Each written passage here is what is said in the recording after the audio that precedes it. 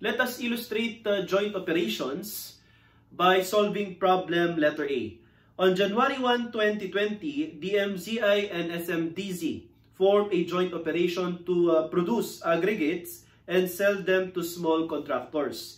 They agreed to share equally on all matters relating to the operation.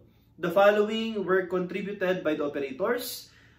DMZI contributed 5 million cash. SMDZ contributed 5 million worth of equipment purchased on January 1, 2017. The equipment has remaining useful life of 7 years and salvage value of 500,000.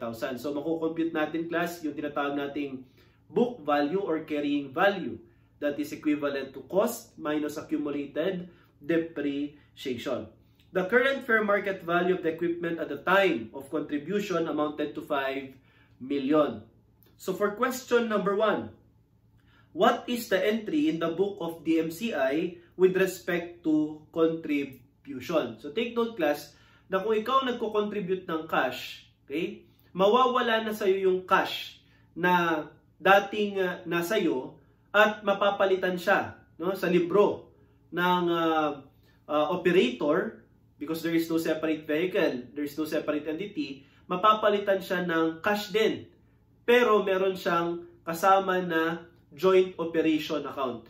So see for example, si DMZI nag-contribute ng 5 million na cash, i-credit mo yung cash na 5 million, pero kapalit niya sa debit niya ay cash dash joint operation. So ganito po ang mangyayari.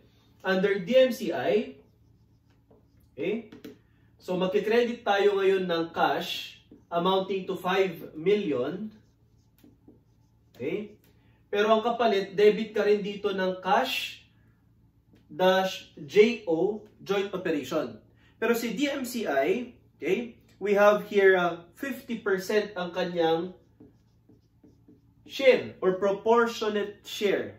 Diba? So 50% o 5 million ay 2.5 million. So napalitan po yung 5 million niya na cash ng cash dash JO, joint operation, na 2.5. Eh di sir, meron pong kulang dito na 2.5 million.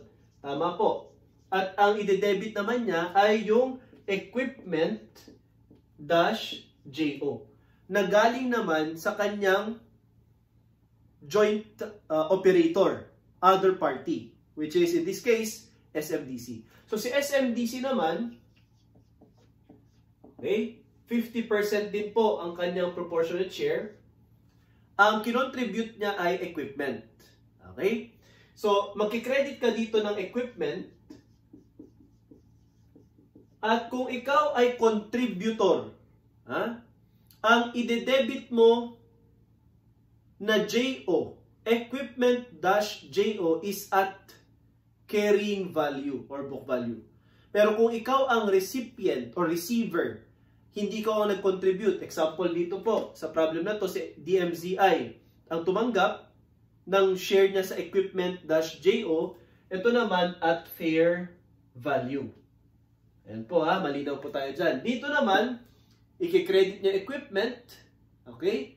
At book value, ide-debit din niya yung equipment-JO at book value. Okay? Pero syempre, 50% na lang ide-debit niya. Tapos, meron din siyang share sa cash-JO, which is 5 million times 50%. Meron din siyang 2.5 million na cash-JO.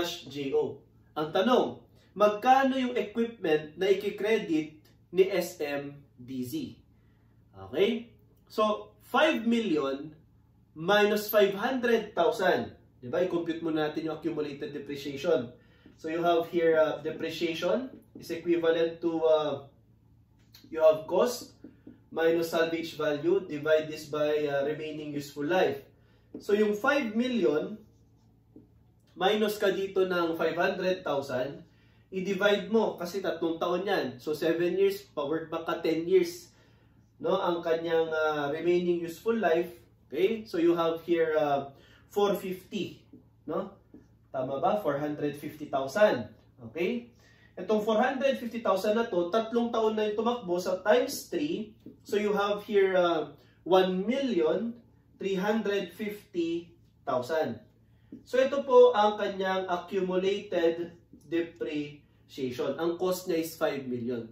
So, kung ang cost niya is 5 million, at debt niya is 1,350, ang kanyang carrying value or book value is equivalent to 3,650,000.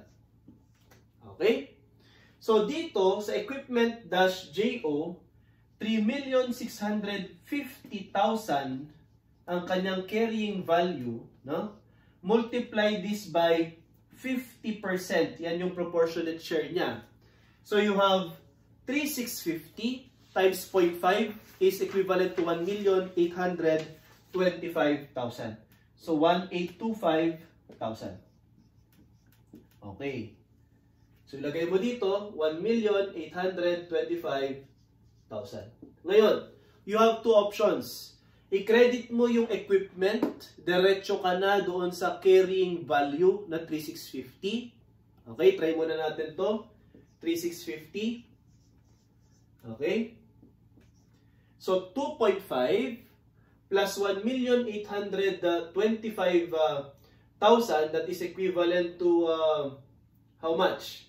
We have 4,325,000. Okay? Ngayon, kapag diniduct mo itong 4,325,000 by 3,650, meron ka pong balance na 675,000. And this is your gain on sale of equipment. So ito po ang entry sa libro naman ni SMTZ. Alternatively, pwede naman po nating i-credit mo na equipment at cost at i-debit mo naman ang tinatawag nating accumulated depreciation. So say for example, okay? So burahin ko to muna class, no? So you have here equipment at cost na 5 million. Tapos debt amounting to 1,350,000 as computed. Then ganun din class, no? So pag in-add mo to 2.5 million plus 1,825 plus 1,350 minus 5 million, you have here gain on sale of equipment amounting to 675,000.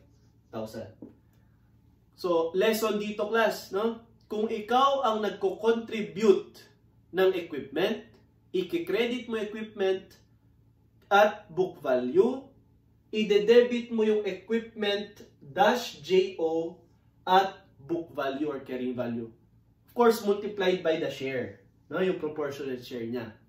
Pero kung ikaw ang tumatanggap, recipient, ibig sabihin hindi ikaw yung nag-contribute, in this case, DMZI ang kumbaga parang recipient, i-debit mo naman ang equipment -JO at fair value. Okay? So, balance po ba?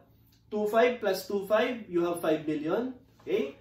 Dito naman sa SMDC, 2.5 plus 1,825 plus 1,350. Okay? This is equivalent to 5,675,000.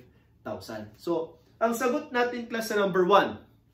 What is the entry in the book of DMZI? Ang sagot natin letter A. Okay? Cash in JO, 2.5 million. Equipment in JO, 2.5 million. And credit cash, 5 million. Sa number 2, what is the entry in the book of SMDZ with respect to contribution? Is it letter A, cash in JO, 2.5 million, equipment in JO, 2.5? Mali po, no? Kasi ang cash in JO niya, tama po yan, 2.5, pero equipment in JO niya is 1,825. Okay? So ang tamang sagot po, no, letter B, ito po yung ating entry. Okay? So cash in JO, 2.5 million, equipment in JO, 1,825, accumulated depreciation 1,350, equipment at cost 5 million. So pwede po ninyong ineto ito, no? This is at carrying value. Then magse-set up ka ng gain on sale kasi nawala na sa iyo 'yan. Okay? Nasa kanilang dalawa na 'yan. 'Di ba? Joint arrangement or meron ng joint control over the operation. So our answer again is letter B. Okay? Ngayon, for problem letter B, On January 1, 2020, Papi and Mamshi formed a joint operation, okay, to produce candles in different variant. They agreed to share equally on all matters relating to operation. Mamshi contributed 6 million, while Papi contributed machinery with carrying value, binigay na po yung book value, carrying value 3,650, and fair value of 4 million. The profit or loss agreement of the operator shall be based on their fair value contribution. So, 60-40. Okay, 60-40. So, kumbaga nabaliwala yung agreement nila na equally. No? 60-40 na ngayon. Kasi nga, based on fair value contribution. So, you have to take note na ang kinontribute ni Mamshi, okay, Mamshi, ay cash amounting to 6 million. Okay. Ang kinontribute naman ni Papi pala, no? Papi, ayan, ay equipment. Okay, equipment. Ang tanong, yung equipment ba ay carried at fair value or carried at carrying value? Ayan. So, kanina, silent sa problem letter A. So, carrying value tayo. Eh, what if naka-specify? Oh, ito na po ang mag-i-illustrate, no? Now, sa number 1, if Papi carries the equipment at fair value, okay, which of the following is true? So, fair value tayo mga kapatid, ha? Okay. So, kung fair value pala, edi credit natin yung equipment at 4 million. Okay? I-debit mo naman yung cash, dash,